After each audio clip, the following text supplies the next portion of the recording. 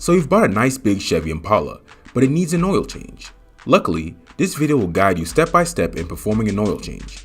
By the end of this video, not only will your car have fresh oil, but you'll also be an expert on changing your car's oil. The Chevrolet Impala we'll be working on today is the 2015 model with the 3.6-liter V6 engine.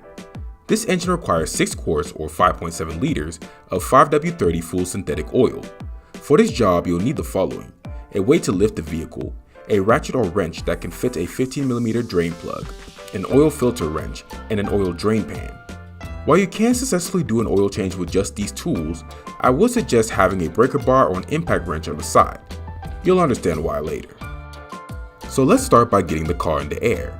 In this video, a floor jack and jack stands will be used, but a ramp can be used if preferred. First, start by finding the pinch weld, a place on the bottom of the car that is built for jacking. Once found, place the jack on that area and begin jacking the car up.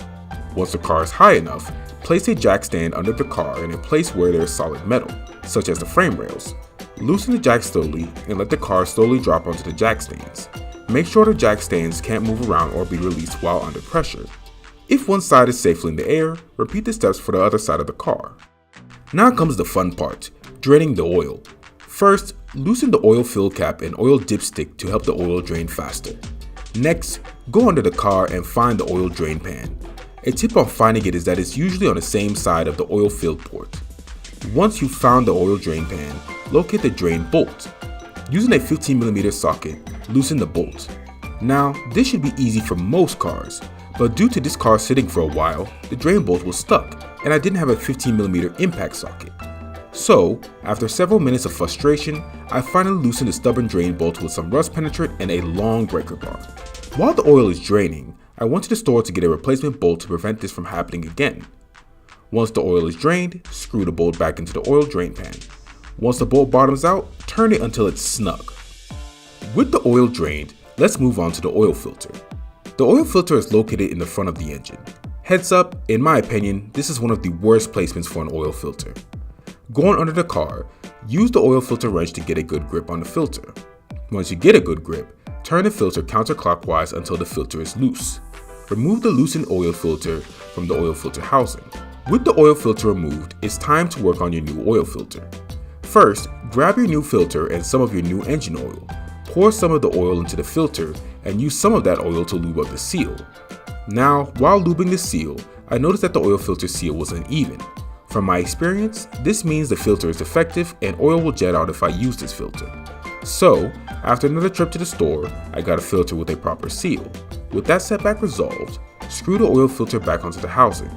Make sure to only hand tighten the filter. With the old oil and filter removed, it's time to refill the engine. Now, you can bring the car back onto the ground and then pour your oil, but I like to keep the car in the air to inspect for leaks. Grab your new engine oil and a funnel and place your funnel inside the fill port. Now start pouring your oil, making sure it goes down smoothly. A trick I like to use for most of my oil changes is pouring about 2 quarts of oil into the engine and turning the engine on to see if there's any oil leaking. Regardless of which trick you do, once you've poured 6 quarts of oil into the engine, put the cap back onto the fill port. Now let's get the car back onto the ground. Get the floor jack to touch the pinch weld and lift the car up until it's no longer sitting on a jack stand. Remove the jack stand from under the vehicle and release the floor jack to bring the car back onto the ground. Repeat the step for the other side of the vehicle. Now, double check if you've done everything correctly, particularly if everything is sealed properly and enough oil is inside the engine. Congratulations, you changed the oil on your Chevy Impala. While this wasn't my smoothest oil change, yours might have been much easier. Don't forget to recycle your oil at a place like AutoZone and reset your oil life monitor. I hope this video helped you work on your car. Thanks for watching and see you in the next one.